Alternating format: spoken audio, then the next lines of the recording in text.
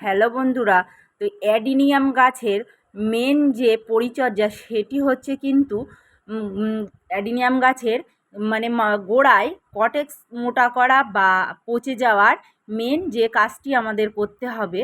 প্রচুর বৃষ্টি হচ্ছে, তো বৃষ্টি হলে কিন্তু সঙ্গে সঙ্গে কোনো খাবার দেবেন না, কারণ অ্যাডিনিয়াম ক্যাকটাস জাতীয় এক ধরনের গাছ। আর এই গাছে কিন্তু প্রচুর পরিমাণ মানে পানি সংগ্রহ করে রাখে, তাই পচে যাওয়ার সম্ভাবনাটা বেশি থাকে। তাই আপনারা মানে বৃষ্টি হওয়ার একদিন পরে গোড়ায় দিয়ে দেবেন হিউমিক অ্যাসিড স্যাপ।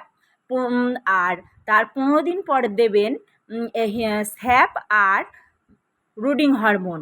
এইভাবে 15 দিন পরে আপনারা গাছে ব্যবহার করুন, দেখবেন আপনাদের গাছের গোড়ায় কিন্তু কোনো পচা লাগবে না। আর ডিএপিটা অবশ্যই আপনার 15 দিন পর পর গাছ অনুযায়ী